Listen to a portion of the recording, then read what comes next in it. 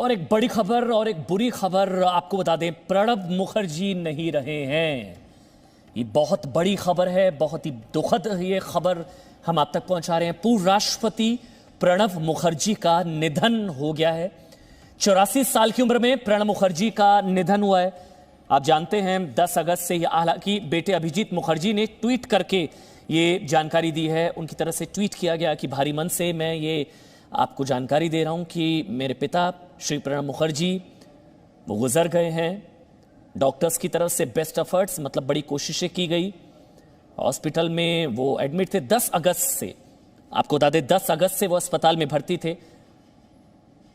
और ये अभिजीत मुखर्जी की तरफ से ट्वीट किया गया है कि बड़े भारी मन के साथ मुझे बताना पड़ रहा है कि प्रणब मुखर्जी नहीं रहे हैं, मैं उनके पिता नहीं रहे हैं। हमारे साथ इस वक्त कांग्रेस के नेता राशिद अल्वी इस वक्त फोनलाइन पर मौजूद हैं। राशिद साहब, एक दुखद खबर, बुरी खबर, प्रणब मुखर्जी का निधन। राशिद अल्वी साहब। एक बहुत दुखद खबर है। प्रणब दादा एक बहुत ही सीनियर, इंटेलिजेंट देश के नेता थे। उनका बहुत बड़ा कंट्रीब्यूशन देश के लिए रहा है।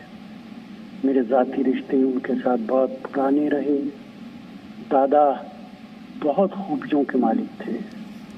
पार्लियामेंट के अंदर जब बोलते थे तो तारीखें इस तरह बता देते थे कि कब कौन सा वाकया कब हुआ, पार्लियामेंट के अंदर कौन कब बोला, कि हैरत ज़दा रह जाते थे कि प्रणब दादा की मेमोरी, दादा की याददाश्त इतनी ज़बरदस्त रही है। बहुत तकलीफ की खबर है कि वो हमारे बीच नहीं रहे। इतिहास का एक पन्ना खत्म हो गया। वो हमेशा हम सबके दिलों में रहेंगे। देश उन्हें हमेशा याद रखेगा। मेरी उनके परिवार के साथ तमाम तर संवेदनाएं और सहानुभूति है। बहुत बहुत शुक्रिया राशिद अल्वी साहब। ये बड़ी खबर इस वक्त और एक दुखद खबर हम लगातार अपने दर्शकों तक पहुंचा रहे हैं। दिल्ली के सेना के अस्पताल में वो भर्ती थे प्रणब मुखर्जी, अभिजीत मुखर्जी, जो कि उनके बेटे हैं। उनकी तरफ से ट्वीट किया गया और ये जानकारी दी गई। आपको बता दें 10 अगस्त को अस्पताल में भर्ती हुए थे। 5 बार राज्यसभा, 2 बार लोकसभा के लिए चुने गए प्रणब मुखर्जी। इंदिरा गांधी की सरकार से लेकर मनमोहन सिंह सरकार तक महत्वपूर्ण विभागों के मंत्री रहे और 40 सालों से ज्यादा समय तक कांग्रेस का लोकसभा चुनाव का घोषणा पत्र तैयार करने से लेकर उसे जारी करने तक, मतलब कांग्रेस पार्टी के तो संकट मोचक अगर कोई थे तो वो प्रणब मुखर्जी थे।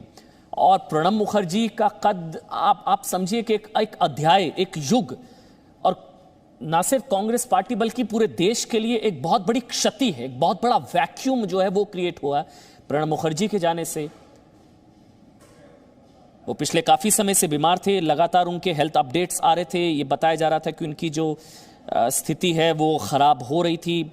जो रीसेंट मेडिकल बुलेटिन था उसमें भी बताया गया था कि वो वेंटिलेटर पर हैं, डीप कोमा में हैं, लंग इन्फेक्शन की वजह से जो है उनको अस्पताल में भर्ती कराया गया था।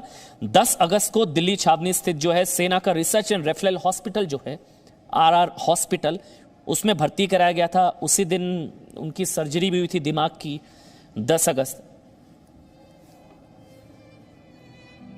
हमारे साथ शकील अहमद साहब, कांग्रेस के बड़े नेता हैं, वो इस वक्त हमारे साथ फोन पर मौजूद हैं।